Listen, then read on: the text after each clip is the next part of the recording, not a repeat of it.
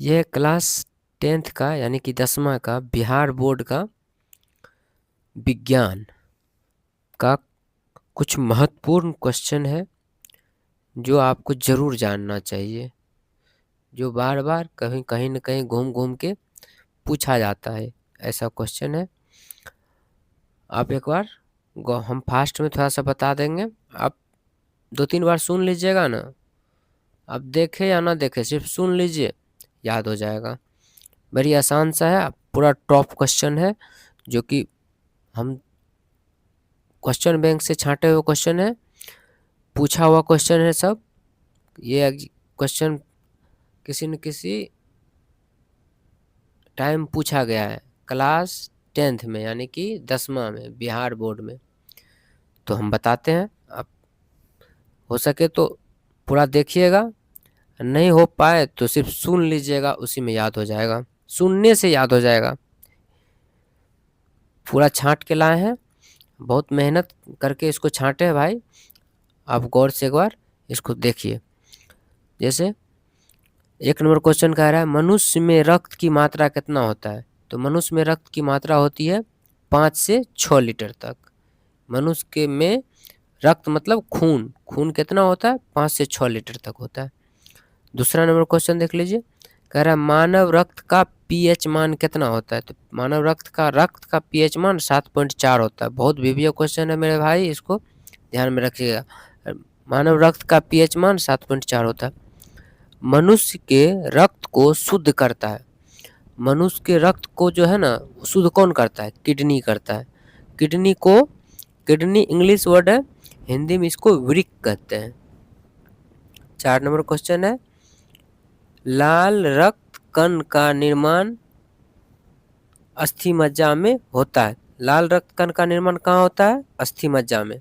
यहाँ साथ ही लिख दियो क्वेश्चन आंसर, लाल रक्त कण का निर्माण कहाँ होता है, अस्थि मज्जा में। मेरे दोस्त आप 2-3 बार सुन लीजिएगा, याद हो जाएगा। लाल रक्त कण का निर्माण कहाँ होता है, अस्थि मज्जा में। लाल रक्त कण का जीवन काल होता है, लाल रक्त कण का जीवन काल जो होता है ना वो 20 से लेके 120 दिन तक होता है। छठा क्वेश्चन है श्वेत रक्त कण का जीवन काल 2 से 4 दिन होता है। श्वेत रक्त कण का जीवन काल कितना दिन होता है, तो मैं 2 से 4 दिन, यहाँ हम लिखे हुआ आंसर श्वेत रक्त कण का जीवन काल कितना होता है, 2 से 4 दिन। 7वां क्वेश्चन देख लीजिए, सर्वदाता रक्त समूह यानी कि उसी को इंग्लिश में कहते हैं यूनिवर्सल डोनर। क्या कहते हैं, यूनिवर्सल डोनर। आपसे यही पूछा जाएगा सर्वदाता रक्त समूह, कभी कभी यूनिवर्सल डोनर लिख के दे देता है, इसीलिए हम ये भी लिख दिए। होता है यूनिवर्सल डोनर किसे कहते हैं, यानी कि सर्वदाता रक्त समूह किसे कहते हैं, तो ओ को कहते हैं। सर्वग्राही रक्त समूह यानी यूनिवर्सल रिसेप्टर, यूनिवर्सल रिसेप्टर, सर्वग्राही रक्त समूह किसे कहा जाता है, तो ए बी को। किसको, ए बी को। ब्लड बैंक किसे कहते हैं, क्वेश्चन है 9वां नंबर क्वेश्चन है, ब्लड बैंक किसे कहते हैं, तो प्लीहा को। प्लीहा को एस्प्लिन भी कहा जाता है, प्लीहा को एस्प्लिन भी कहा जाता है। ब्लड बैंक किसे कहते हैं, तो प्लीहा को। अगला 10वां नंबर क्वेश्चन देखिए, भोजन का पाचन कहाँ से प्रारंभ होता है, तो मुख से। भोजन पचना शुरू हो जाता है कहाँ से, मुख से ही पचना शुरू हो जाता है, इसीलिए भोजन का पाचन शुरू होता है मुख से। पचे हुए भोजन का अवशोषण होता है कहाँ, पचे हुए भोजन का अवशोषण होता है छोटी आंत में। कहाँ होता है पचे हुए भोजन का अवशोषण, तो छोटी आंत में। ये बहुत इंपॉर्टेंट क्वेश्चन है भाई, इसको ध्यान में रखिएगा। पचे हुए भोजन का अवशोषण कहाँ होता है, छोटी आंत में। ये ऑब्जेक्टिव क्वेश्चन है, 1 लाइन का क्वेश्चन है, ध्यान में रखिएगा। ऑब्जेक्टिव बहुत मायने रखता, होगा तो सही होगा, नहीं होगा तो बिल्कुल गलती हो जाएगा। इसीलिए शरीर की सबसे बड़ी ग्रंथि होती है, शरीर की सबसे बड़ी ग्रंथि होती है कौन सी, यकृत, यानी कि इसी को इंग्लिश में कहते हैं लीवर। यकृत को इंग्लिश में क्या कहते हैं, लीवर, जो कि शरीर की सबसे बड़ी ग्रंथि होती है। ये सारा क्वेश्चन ऑब्जेक्टिव था। मैं डेली 10, 12, 15 हो सके तो डेली 10 से 15 क्वेश्चन लाता रहूँगा।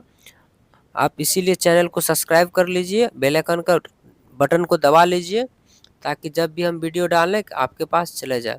और ये बिल्कुल फ्री है, और हम फ्री में जब तक आपका एग्ज़ाम होगा तब तक इम्पोर्टेंट क्वेश्चन डालता रहूँगा। अभी विज्ञान का डाले हैं, फिर हम उधर आर्ट्स पेपर का भी डालेंगे। फिलहाल जो है विज्ञान को आप 2-3 बार सुनिए, आपको याद हो जाएगा।